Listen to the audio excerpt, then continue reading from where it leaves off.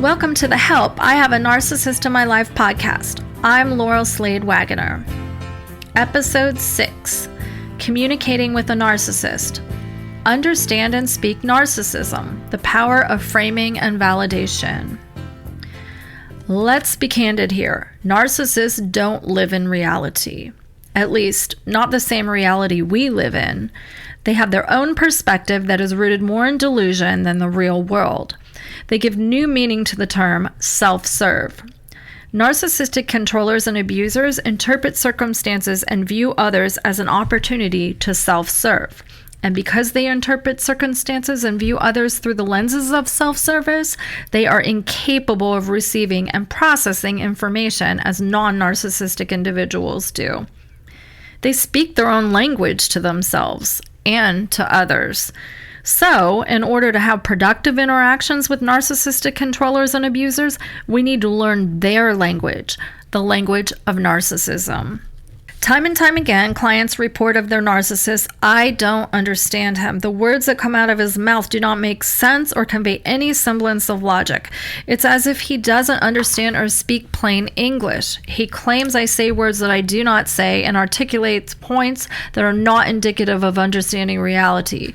It's as if I am talking to an alien. He is making me so crazy."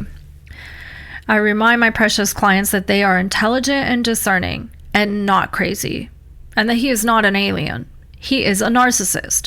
I make them aware of what they must know if they are going to win the battle in maintaining their sanity and preserving their strength in the face of narcissistic control and abuse. They need to learn to understand and speak narcissism.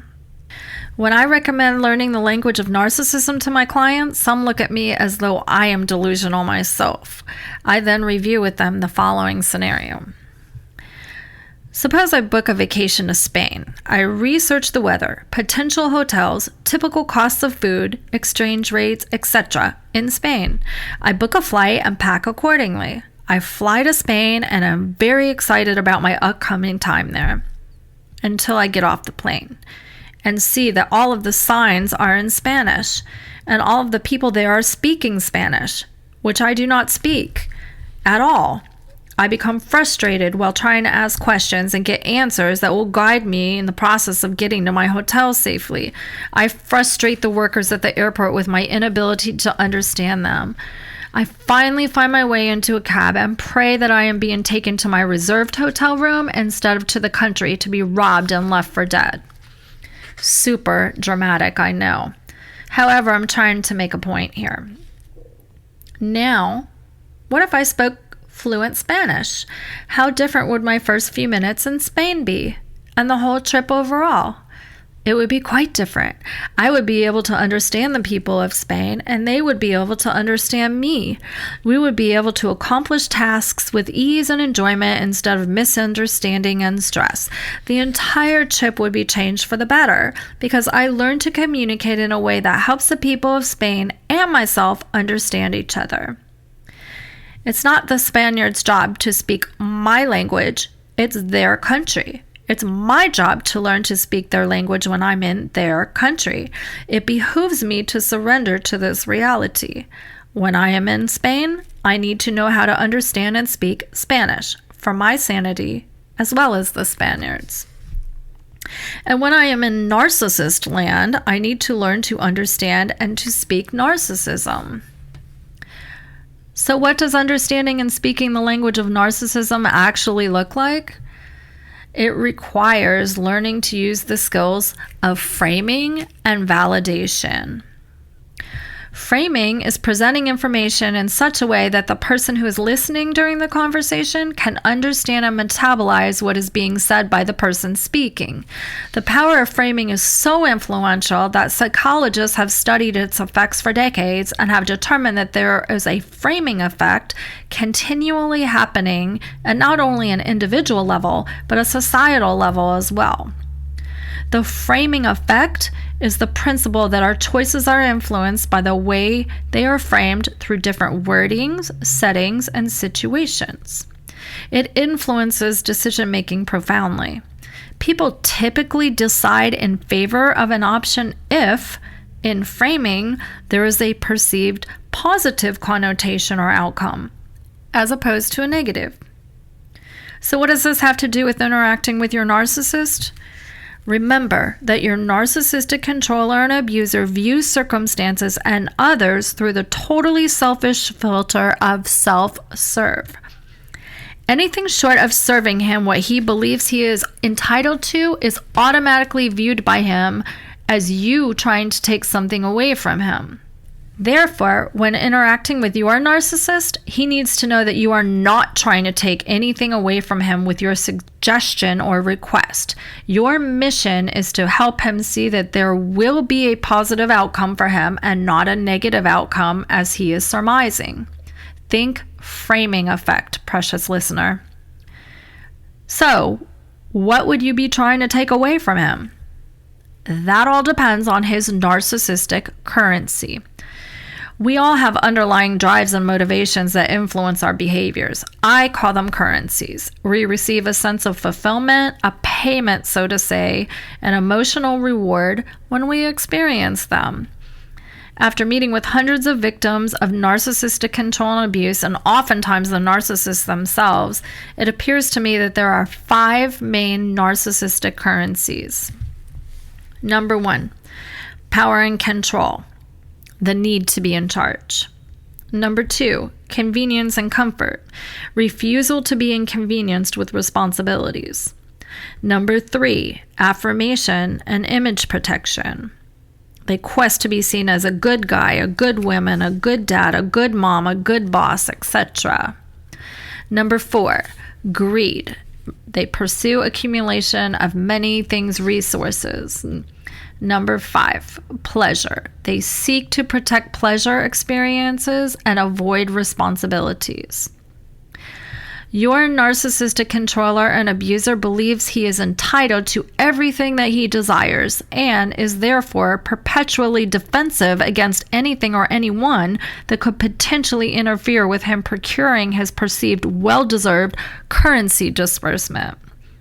It is imperative that you frame circumstances in a way that validates the positives in your narcissist and the positives for your narcissist.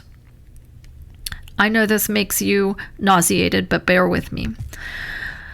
For instance, my ex-husband has a primary narcissistic currency of convenience and comfort, and a secondary currency of affirmation and image protection. If I need to discuss any issue that requires responsibility on his part, especially a responsibility that might interfere with his convenience or comfort, I need to frame it in a manner which articulates that I am not trying to take anything away from him. I need to convey circumstances in such a way that he knows I am, in actuality, trying to be collaborative and help him. And I need to use expressions that demonstrate to him that I think he is good in some way and not bad. In order to frame matters in this fashion, I need to use a validation. A validation has been described as the recognition or affirmation that a person or their feelings or opinions are valid or worthwhile. Oxford English Dictionary. Validation is acknowledgement of another's perspective. Validation is not agreement, and validation is not enabling. During an interaction, my ex-husband needs repetitive reassurance that I am not trying to take away his convenience or comfort, and also that I see good in him. After all, he is a good guy, right? According to his self-perception. If he hypothesizes that I am attempting to take away his convenience or comfort, or that I am accusing him of being bad in some way, he will become emotionally flooded and cling to control to stop this from happening. The conversation will, most likely, go somewhat as follows. Me. Hi there. This weekend is your weekend with the boys. What time will you be picking them up on Friday? Him. I'll get there when I get there. Me. I need a time. Him. You don't need anything. I'll be there after work. Me. What does that mean? I don't want the boys to be sitting around waiting for you and get disappointed if you don't get there at a reasonable hour. Him. If they're disappointed, it will be your fault, not mine. Me. What? My fault? That's insane. If you're too busy and can't give me a time, I'll just keep them this weekend if it's easier for you. Him. You do that, and I'll call one of the attorneys I work with and tell him that you're kidnapping the kids and refusing to let me have them on my weekend. Me. Are you kidding me? Kidnapping? You are delusional. Him. Wow, some mother you are. Where are the boys right now? They're probably listening to every word you're saying. I need to tell the attorney about this too. Me. You're crazy. Just give me a time when you'll be here. Him. You're never satisfied until you know every little detail. You're neurotic, out of control, 100% Looney Tunes. You need help. I'm going to hang up now. There's no pleasing you. And he hangs up.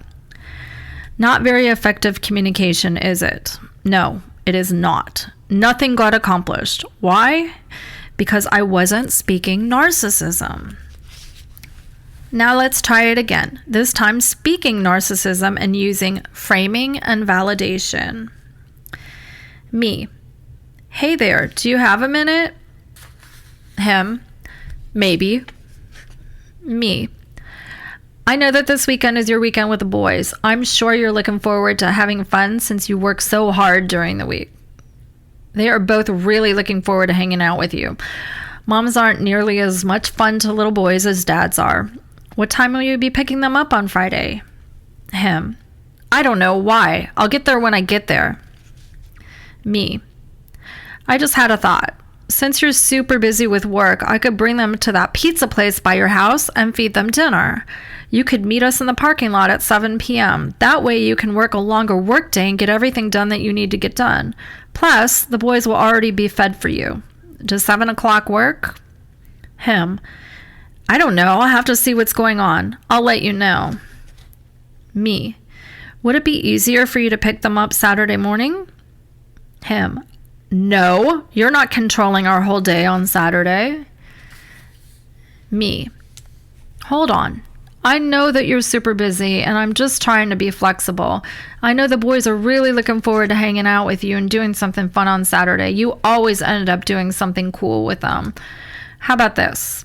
I'll take them to that pizza place on Friday and feed them dinner. I will text you at around 6 p.m. and let you know that we are there. You can let me know at that time whether or not you can pick them up in the parking lot at 7. Does that work better since your schedule is so hectic? Him. Sure. Me. Thank you for working so hard at work, really. I am super thankful for your hard work and your job. I'll text you on Friday at 6 p.m.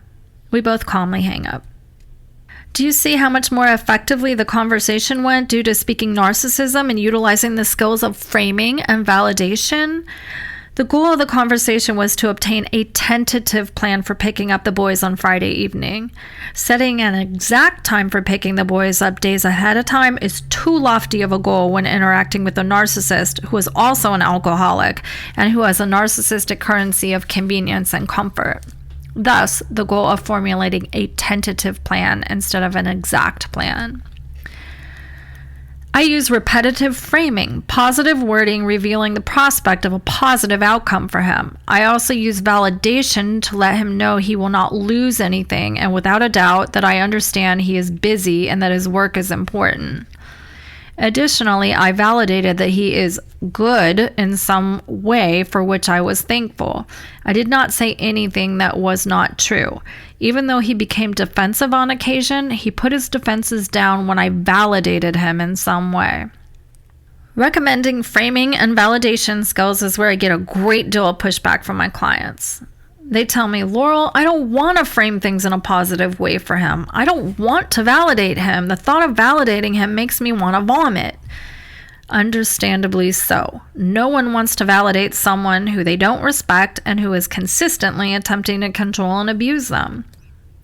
I remind my precious clients that unless they learn to speak the language of narcissism, framing things in a self-serve way and using repetitive validation, they will accomplish very little or nothing at all while interacting with their narcissists.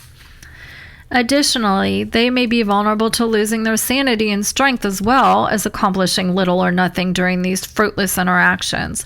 This temporary loss of sanity and strength in them empowers their narcissist and strengthens their narcissist's resolve to behave narcissistically. Remember, a behavior that is rewarded is repeated.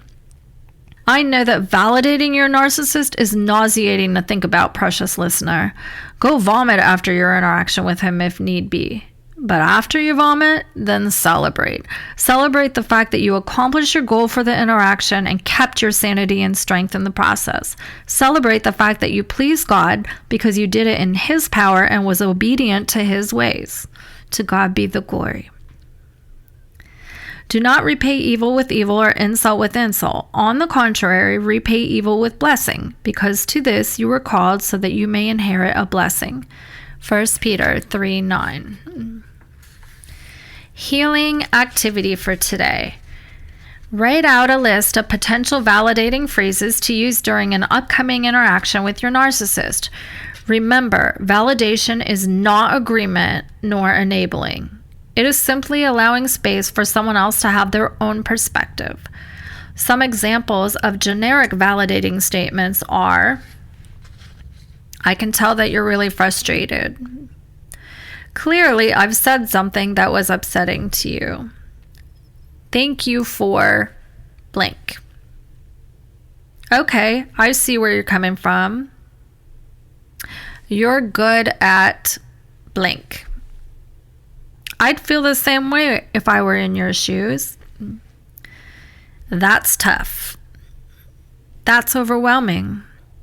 It makes sense to me that you feel blank. It makes sense to me that you think blank. I notice that you are blank. I believe that we can figure this out together. I hear you. Some power scriptures to keep in mind for today. If your enemy is hungry, give him food to eat. If he is thirsty, give him water to drink. In doing this, you will heap burning coals on his head, and the Lord will reward you. Proverbs 25:21-22. Do not be overcome by evil, but overcome evil with good. Romans 12:21. Do not let any unwholesome talk come out of your mouths, but only what is helpful for building others up according to their needs, that it may benefit those who listen. Ephesians 4:29. Let your conversation be always full of grace, seasoned with salt, so that you may know how to answer everyone. Colossians 4:6. I'd like to end today with a prayer for all you listeners. Jesus, my Lord and Savior, in you there is no darkness or evil. In you there is only light and goodness. Please help the listeners to be filled with your light and your goodness when they are interacting with their narcissists. Protect them from being overpowered by their narcissist and their conversations with him. Help them to do their part in keeping the conversations calm. You provide everything that they need to face their narcissist via your Holy Spirit and your holy word. We thank you for this holy power. We love you and live to glorify you, Jesus. Amen. Make sure to subscribe to this podcast and leave a quick rating and review on Apple Podcasts. Email me directly at lslade4@verizon.net. That's LSLADE, the number 4, at VERIZON.net with your questions or topics that you would like addressed in the upcoming podcast. As I stated in the introductory podcast, this podcast series is for you, listeners, and I want to address the issues that you need addressed. I will incorporate your questions into my upcoming podcasts. If you have any questions about me or my services, or would like more information on my book, Don't Let Their Crazy Make You Crazy, How to Stay Sane and Strong When the Narcissist in Your Life is Trying to Control or Abuse You, please visit my website, slade-waggoner-counselingservices.com. That's SLADE-WAGGONER counselingservices.com. To accommodate the listeners from out of state, I am now offering phone advice sessions where we can talk through a very structured strategy on how to stay sane and strong when dealing with your specific narcissist. I'll put a link below to my email as well as my website. God bless.